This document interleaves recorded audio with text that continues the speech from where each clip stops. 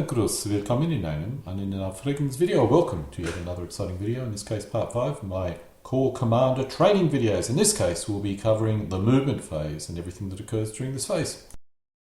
We'll be initially covering modes, or the different modes available for elements to adopt. All elements on the playing area must adopt one of three voluntary modes, which are travel, concentrated, or dispersed. In addition to the voluntary modes, there is a special disrupted mode, which represents troops routing. Travel mode is the mode used for fast strategic movement. The element is unable to take advantage of terrain and are therefore extremely vulnerable to enemy fire. The element is deployed in column and can therefore bring little of its strength to bear against the enemy to its front. The only exception are reconnaissance elements, which do not take any of the penalties for being in travel mode if fired upon. Concentrated mode is considered the default mode in most cases. Concentrated mode concentrates the element into its optimum attacking formation. This concentration means that the element is still reasonably vulnerable to enemy fire, but it is also able to move quite quickly through most terrain. Some elements cannot adopt concentrated mode. These are normally tank destroyer elements. This has an issue with movement, as concentrated mode provides the optimum movement allowance without adopting travel mode. Players can allow these elements to adopt concentrated mode for movement purposes only. Dispersed mode disperses the element, or the troops or vehicles in the element, so they may take the best advantage of available cover. It also includes the routine digging in and construction of minor strong points, and the taking up of covered positions for vehicles. The use of terrain to minimise casualties and the loss of cohesion due to dispersal usually results in a loss of offensive effectiveness. A further effect of this dispersal is a great reduction in speed during the more cautious use of available cover. This mode is the usual formation used in defence. A disrupted element is considered to be in dispersal mode. An element in concentrated or travel mode which is forced to disrupt automatically disperses. Disruption means that all cohesion has been lost and the element is incapable of executing effective fire or voluntary movement. Disruption is forced as a result of a failed morale test, close assault, or air strike. Changing from travel mode to concentrated mode, or vice versa, costs an element half its movement allowance. Changing from dispersal mode to concentrated mode, or vice versa, costs an element half its movement allowance. Changing from travel mode to dispersal mode, or vice versa, costs an element its entire movement allowance, unless if concentrated is not allowed, in which case it costs an element half its movement allowance. Elements in travel mode have their movement allowance doubled. This is the main benefit of travel mode, and coupled with moving on a road allows these elements to move very rapidly. Elements in travel mode who are a target of fire combat have a +2 modifier applied, which is not good. In addition, if the element is armour, which is fired at a flank or rear, there is an additional +1 modifier. Elements in travel modes are very vulnerable to fire combat. Elements in travel mode which are conducting fire combat have a maximum strength of 1 strength point. Elements in travel mode which are in close assault have a strength of 1 strength point. Elements in travel mode cannot conduct close assault. The last two rules are optional. Concentrated mode is the standard mode for movement and fire combat, so there is no special effects when concentrated. Dispersed elements which are fired at gain a -1 to -4 modifier for being dispersed in different terrain types or fortifications. This is the main advantage of being dispersed. Dispersed elements conducting fire combat suffer a -2 penalty for being dispersed, unless concentrated mode is prohibited, in which case there is no penalty. Dispersed elements' movement allowance is halved, which is the main disadvantage of being dispersed.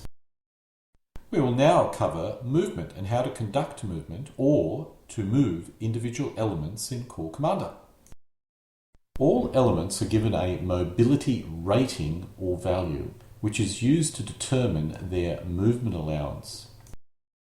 An element's final movement allowance is based on their basic movement allowance, which is calculated by cross-referencing their mobility rating with the terrain they are travelling across. In this slide, if we cross-reference standard mobility with clear terrain, we arrive at a basic movement allowance of 25 centimetres.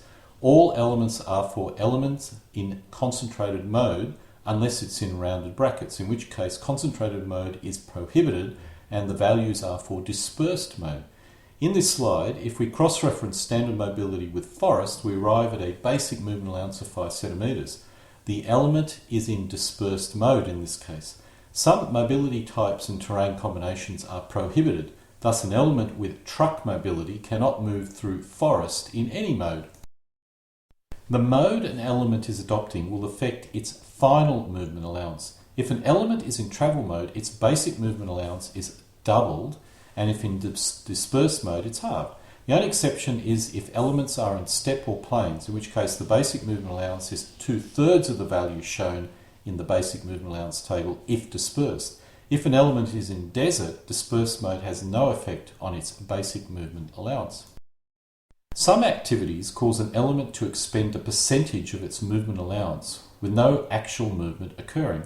Changing mode is an example of this, when a mode change can expend either half or an element's entire movement allowance, depending on which mode you're moving from to.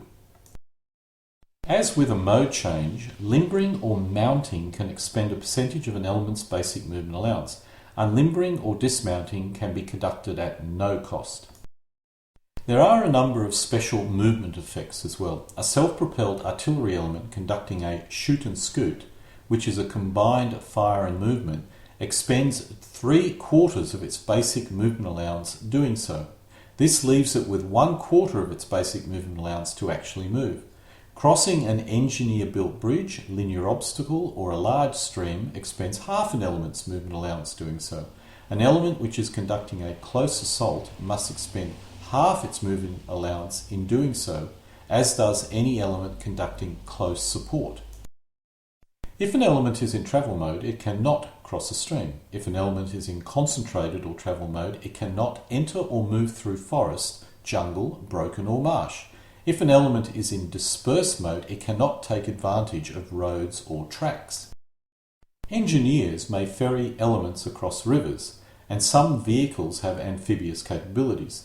These take a whole movement phase to cross a river up to 10 centimetres wide. For each additional 5 centimetres or part thereof, add a quarter of a move. To use their amphibious capabilities, the vehicles must be dispersed. When an element moves across more than one type of terrain, determine the percentage of an element's movement allowance is expending when it crosses a terrain and what remains. Thus, an element which expends half a move crossing clear terrain has half a move remaining to cross other terrains, such as open woods. We will now cover limbers and unlimbering, mounting and dismounting, and all the associated effects of conducting these movement actions. Number of weapons need to be towed in order to move long distances, or in some cases, any distance. This can include anti-tank guns, anti-aircraft guns, infantry guns, recoilless guns, howitzers, guns or rocket launchers. These types of weapons need to limber in order to move and unlimber in order to conduct fire combat. Infantry can be transported by vehicles. While infantry can move on foot, for long distances they would often be mounted in a vehicle. Infantry need to mount a vehicle in order to be moved by that vehicle, and need to dismount in order to fight and move on foot.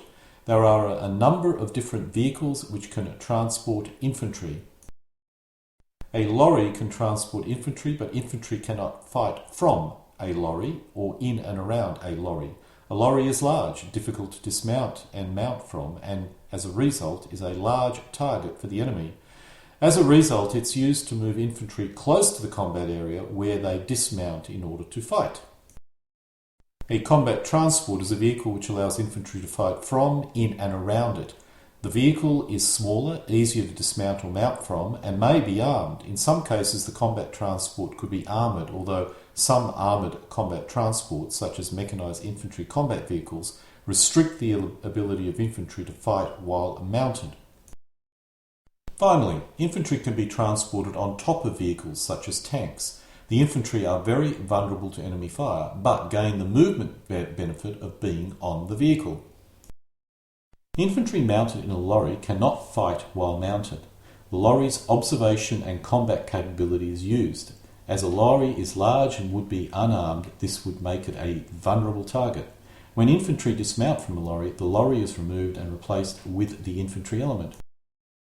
Infantry mounted in soft combat transports can fight while mounted. The soft combat transport observation category is used. The combined combat capability of the soft combat transport and infantry is used. The soft combat transport is a vulnerable target, but would be highly mobile. Some soft combat transports are armed, such as a jeep with a machine gun. These would be a very effective combat troop, but would be highly vulnerable to enemy fire. When infantry dismount, the soft combat transport is removed and replaced with the infantry element. Infantry mounted in a armoured combat transport can fight while mounted. The armoured combat transport observation category is used. The combined combat capability of the armoured combat transport and infantry is used. The armoured combat transport is large, but it's also armoured. Examples of an armoured combat transport is a half-track or armoured personnel carrier. In most cases, these combat transports are armed, so the combination would be very effective.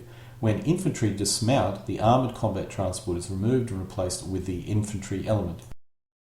A special type of armoured combat transport is the mechanised infantry combat vehicle. These vehicles can engage in combat with or without its mounted infantry. Infantry mounted in a mechanised infantry combat vehicle can fight while mounted, although this is restricted. A mechanised infantry combat vehicle is heavily armed and totally enclosed in armour, only allowing their mounted infantry to fight from gun slots. The mechanised infantry combat vehicle observation category is used. The combat capability of the mechanised infantry combat vehicle with a modifier for the infantry, if mounted, is used. When infantry dismount, the infantry element is placed next to the mechanised infantry combat vehicle, and both now move and fight separately. Infantry mounted on top of a tank can fight while mounted. The tank's observation category is used. The combined combat capability of the tank and infantry is used. The tank is large and its armour does not protect its mounted infantry, thus the infantry are vulnerable. This is commonly used by the Russians and to a lesser extent the Germans during World War II. When infantry dismount, the infantry element is placed next to the tank and both move and fight separately. We will now look at the concept of half fire, which allows an element to conduct movement and direct fire in the same movement phase. Any element which did not conduct fire combat during the previous fire phase may combine movement and fire combat during the phasing movement phase. This is called half fire because half an element's movement allowance is used to move and half to conduct direct fire. The direct fire must be first conducted and then the element can move a half move. Half fire is executed element by element before each of the elements are moved. It is normally used if the target element was not visible in the fire phase, but is visible now because it conducted direct fire during the previous direct fire phase. When conducting half fire, the firer applies a negative modifier. If the gun is stabilised, that is -1. If it is not stabilised, this is a -2. During the fire phase, the Russian T-72 battalion did not fire because it could not see the M1. The M1 did fire during the fire phase, so is now visible in the Russian phasing movement phase at 24 centimetres distance. During the Russian first movement phase, the T-72 battalion conducts half fire against the M1. The T-72 battalion conducts direct fire at 14.5 centimetres. The fire effectiveness at an armoured target is 16. The M1 defensive effectiveness is 14. The results is a base fire column of 7. The M1 is dispersed in open wood, which results in a -1 modifier. The M1 is a very small target, which results in a -2 modifier. The T-72 battalion is conducting half fire and is stabilised, which results in a further -1 modifier. The aggregate modifier is -4, resulting in the final fire column of 3. Cross-reference this fire column with 6 strength points, and this results in a fire value of 5. The Russians spin a 3, 4 and 9. This results in no effect, dispersed and 1 hit, which has the effect of inflicting 1 loss. The T-72 battalion moves almost half its movement towards the M1. A half move is 15 centimetres. This would allow the M1 to conduct opportunity fire if it moved the full 15 centimetres. It moved 14.5 centimetres, so this did not occur. The non-phasing player can conduct opportunity fire against any enemy element which moves within its opportunity fire range and triggers opportunity fire. Any element which changes its mode or debusses, which means dismounts, within the opportunity fire range of an enemy element can trigger opportunity fire. The only exception is infantry mounted in an armoured combat transport, which can debus without triggering opportunity fire in some cases. Any element which conducts a total of 6 centimetres of movement within opportunity fire range can trigger opportunity fire. Any element which conducts at least 15 centimetres of total movement within a phasing movement phase and which ends its movement within the opportunity fire range of an enemy can trigger opportunity fire. An element may make an opportunity fire attack against a maximum of 2 elements for each different cause triggered, for all direct fire weapons except anti-tank guided weapons, which may only fire once for each cause. Close assault is an exception. An element can always conduct opportunity fire against an element conducting close assault against it. This means an element could conduct opportunity fire many times in a given non-phasing movement phase. Twice for the 6 centimetre movement trigger, twice for the 15 centimetre movement trigger, twice for the mode or mounting change trigger, and twice against 2 elements conducting bridge demolition. This is very unlikely, but is possible. We will now explore close assault, close support, and close combat. A close assault initiates close combat. The objective is to move a friendly element into the same space an enemy element occupies, which will require forcing the element away from that space. The activities involved include movement and close combat, which is a form of close-range direct fire. It combines movement with fire combat, in summary. In order to conduct close assault, an enemy must expend half its movement allowance and then must have sufficient movement capability to move into the same area as the defending enemy element. The half move cost for close assault represents the fire combat. The actual close combat is occurring in the same area as the defending element, although for play purposes the element remains in base-to-base combat until a result is achieved as part of the close combat. The element conducting the close assault is called the close assault element. In addition to the close support element, a second element can provide fire support. An element which provides fire support, in this case, is called the close support element. The close support element also expends a half move and must have sufficient movement left to be able to move into the area the defending element occupies. Thus, the close support element supports the close assault element during the close combat. The close support element can be placed behind the close assault element. Remember, the close assault element is actually conducting close combat in the same area as the defending element. As long as the close support element has sufficient movement to move into the same space as the defending element, this is allowed. The defender can always conduct opportunity fire against the close assault element and the close support element, irrespective of any opportunity fire which may have occurred earlier. Once the elements have completed their close assault movement, the close combat occurs. The player first determines their close combat modifier and then spins a 10-sided dice on the close combat table, applying that modifier. There is a result for both the attacking element and defending element, which can be a disrupt, a rout, or can involve losses or no effect, which means it has won the close combat.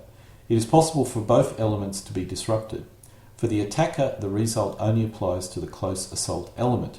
The close support element is unaffected. The Americans are close assaulting a Russian armoured infantry in a town, using a M1 as a close assault element and a second M1 as close support element. After opportunity fire, the close combat modifier is calculated. The American close assault effectiveness is 8. Subtracted from this is the Russian close assault effectiveness of 6, resulting in +2. The Americans are attacking with 18 strength points against the Russian 6 strength points, thus they achieve an odds of 3-1, resulting in a +2 modifier. The Americans are attacking into a town, which results in a -2 modifier. The final modifier is +2. The Americans spin a 6 on a 10-sided dice, and after adding the +3 modifier, the result is 1. This means the defender loses 1 strength point and is disrupted, or routs, 6 centimetres. The American close assault element now occupies the area the defender previously occupied, and the close support element remains where it is. If the close support element was behind the close assault element, it could move up to remain in base-to-base contact with the close assault element. If the Americans had any other elements which had not yet moved, they could now move through the hole in the defender's defensive line. If they were able to close assault the disrupted enemy and disrupt it a second time, it would be eliminated. However, this is a very rare thing to occur. After the close combat, the defender retreats 6 centimetres. The close assault element advances to occupy the area vacated by the defender. The close support element remains in base-to-base contact with the close assault element. If the attacker had lost the close combat, it would remain in place disrupted. And so we come an end to part 5 of my Corps Commander training video, in this case covering the movement phase. Players should now continue with the training series by going to the next video in the training sequence. Alle guten Dinge kommen zu einem Ende.